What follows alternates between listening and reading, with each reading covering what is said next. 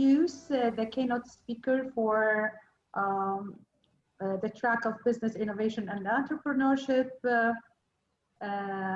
Mrs. Roxana Jaffer. She's a CEO, thought leader, also motivator, and she is also a change agent, public speaker, and of course, let me add, she is a pilot. She will be the keynote speaker for the track of business innovation. Hi, are you there, Roxana? Yes, I am. Thank you so much, Hala. Good morning and good afternoon to all those who are in different areas. I don't know whether you can see my screen. Yeah, we can see your pretty face. You can't, because I'm trying to share the screen now. Yeah. I don't know whether it's working. Here we are. Well, I have a little problem only with timing. Did we we get are it? We are a little bit late. So yes, you are as a moderator and you are chair of this. Yes. I hope that you will have the grace just to interrupt, to moderate, to whatever, so we can reach by the time we have Dr. Mariam Matar. Okay, thank you. So, Bismillahirrahmanirrahim. Assalamu alaikum to everybody. Thank you, Dr. Hala. After that very powerful morning on self-enlightenment, I don't know why I pick such a dry subject, but this is on enlightenment of business, perhaps.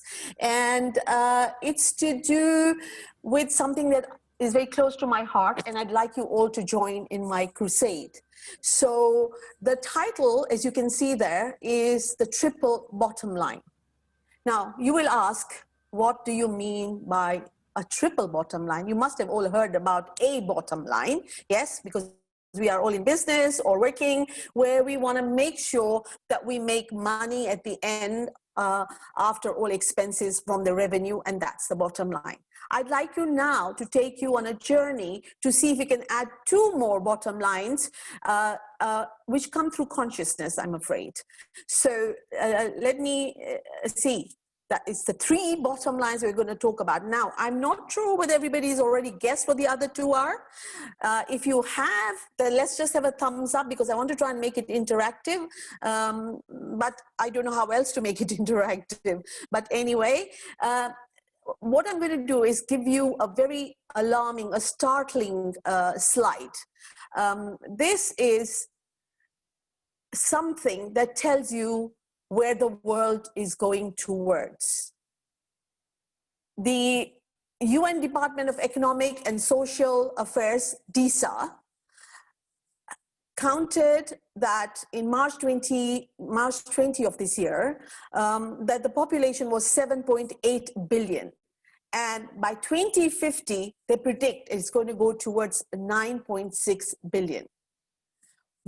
1 in 9 people are hungry today and are going to be hungry then, which is looking like just over 1 billion people.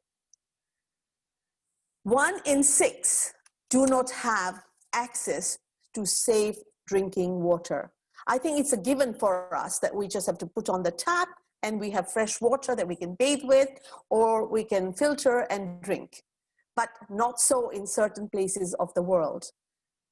Can you see these statistics? This is how the water consumption is increasing day by day. This is only up to 2025 is where we're looking at where the water consumption has gone up. But if I can point out to that little picture on the right, is a place in Simuyu region of Tanzania, where water comes from open holes dug in dry riverbeds. This water is invariably contaminated. Many children who go for these chores to collect water are deprived of education. So my first question to everybody is that when we, not question, a statement, is when we waste food on the table, or when we leave half drunk bottles of water or glasses of water. Think about this girl. She needs what you are leaving behind on the table or in that restaurant. So once we get this into perspective, perhaps now you'll be able to understand what the second bottom line would be. It is definitely people, right? I am trying to tell you that the second bottom line that we have to be conscious when we are on our profit-seeking day is people in the world. You may ask, how do I, as a hotelier, manage the second bottom line? Let me tell you. I am a partner with United Nations World Food Program who helps feed the global hungry. They have a mandate to eradicate poverty by advocating policies, strategies, operations that directly benefit the poor and the hungry. And our staff, with our initiatives, we have managed to help impact 473,000 people with our partnership with World Food Program. So that tells you what the third bottom line is revealed, is it not?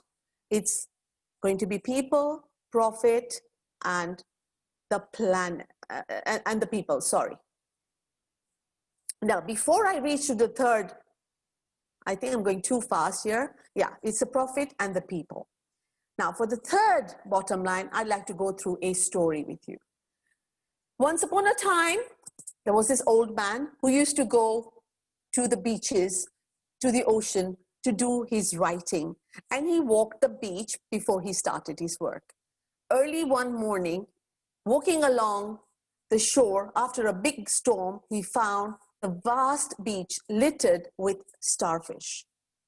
As far as the eye could see on the left and on the right, the old man suddenly spots a young chap coming towards him. As he's coming, he sees the young chap pick up something and throw into the water. When he got near to him, the old man asked the young chap, "What is it that you are doing?" And the young boy replied, "The tide has washed these starfish up onto the beach and they cannot return to the sea by themselves. When the sun gets high, they will die unless I throw them back into the water." The old man starts laughing. He says, "There's tens of thousands of starfish.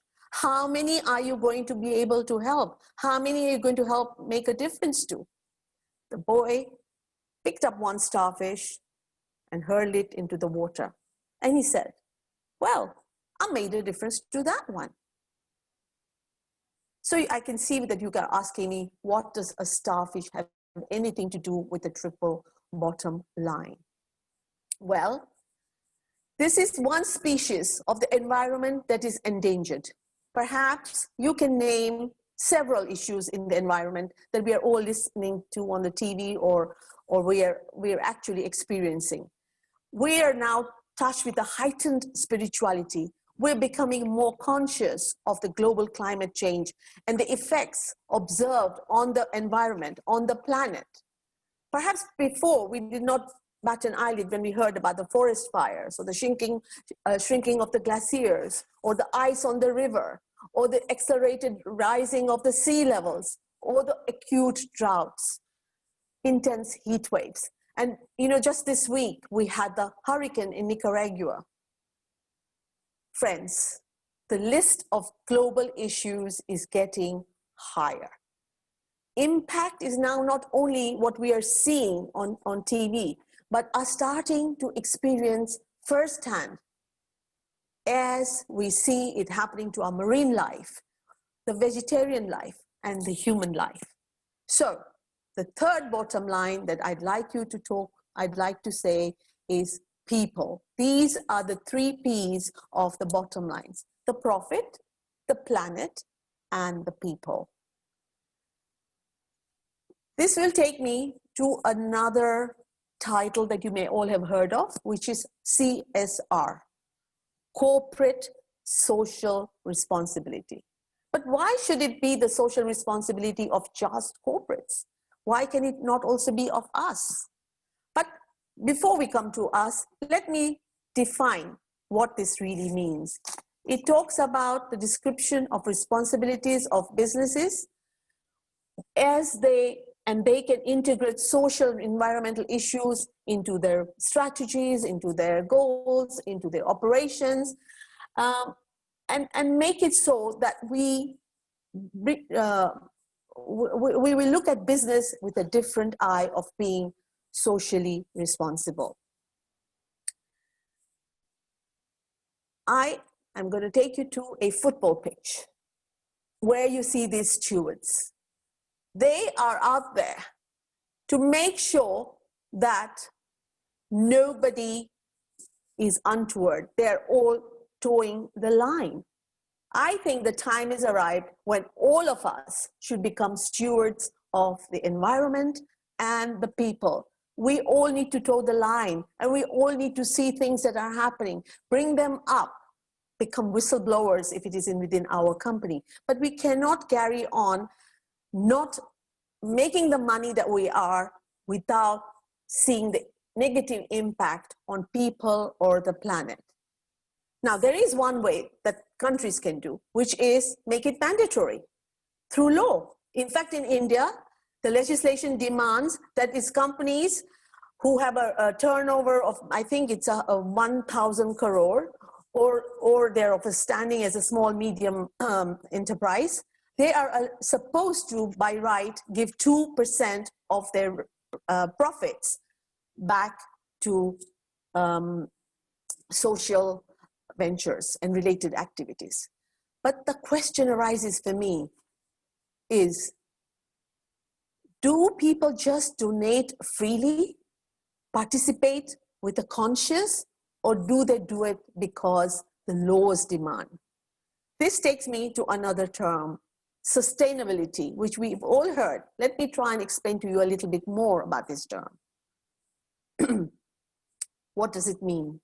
It means meeting the needs of today without us compromising the needs of tomorrow, not compromising the ability of our future generations to meet their needs. Sustainability means humanity's goal for an equilibrium in the human ecosystem. Having explained all this, let's look at what the pillars of sustainability are.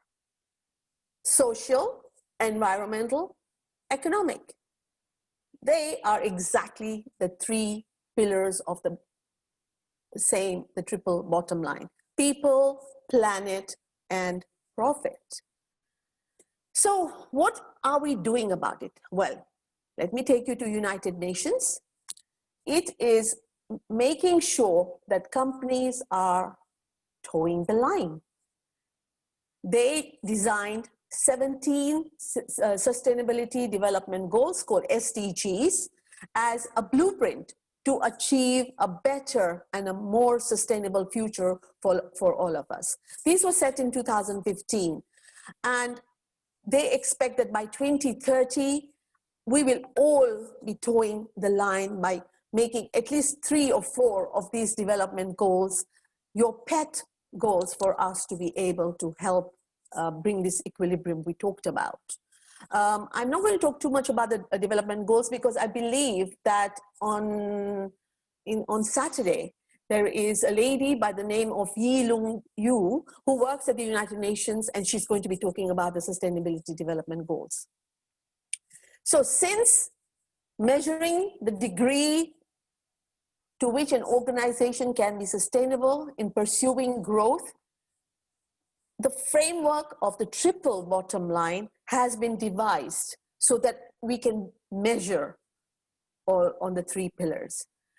And now that we have established some basic thoughts on the 3 triple bottom line, I would like to take you back to the starfish and the little boy. What does that have to do with us?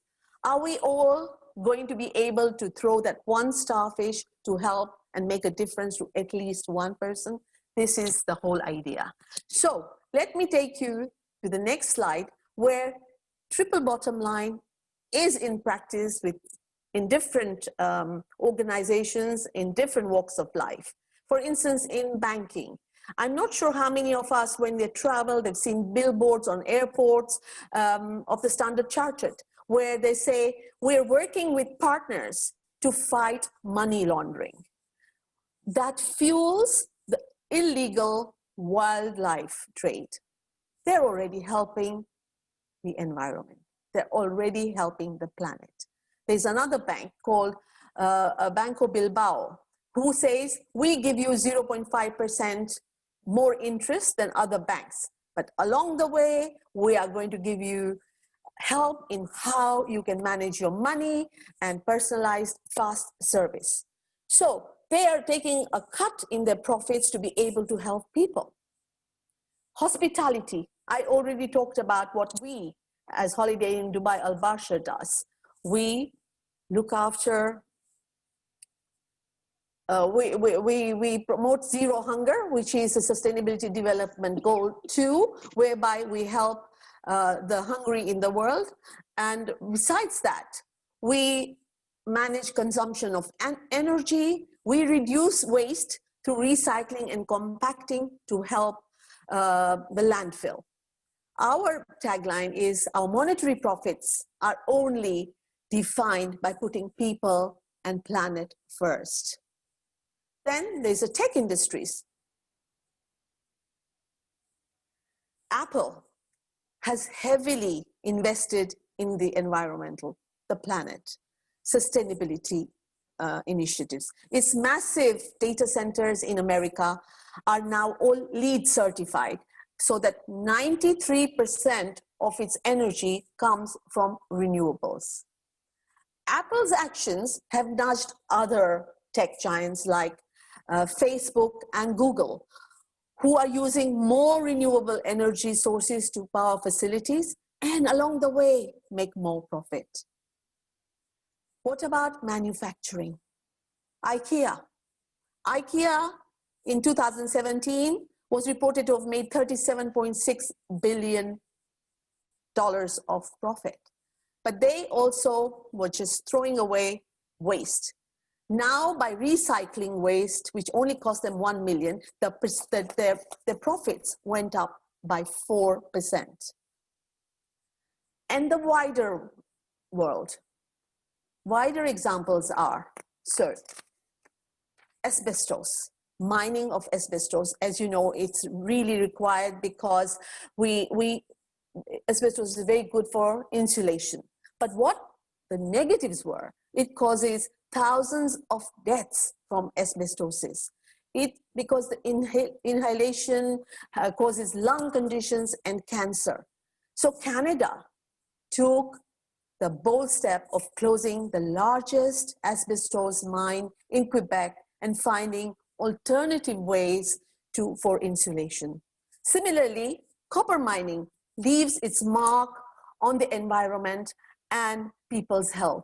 Land degradation, increased deforestation, water, air pollution, particles of sulfur that we breathe, they were affecting people who were living around.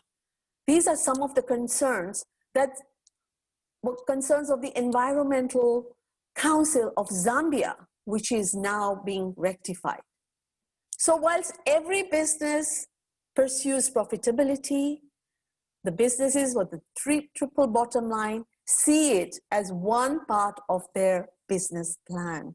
Sustainable organizations and indeed countries also recognize that profit isn't diametrically opposed to people or planet.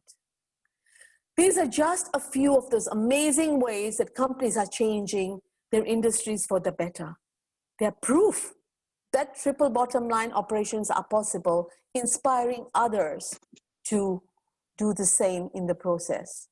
So finally, I would like to leave you with with a proverb that I grew up in Kenya with, and I like to see that I am trying to do my bit for the people and the planet. And the proverb said, the planet is not a gift to us, but it is on loan for our children. With that, I hope that you will all help to make a difference at home as much as in your companies, as much as talking to your CEOs if you're not one already, to see how we can build in the triple bottom line in the strategy of your companies, bringing in the operations that are correct. So thank you so much. I hope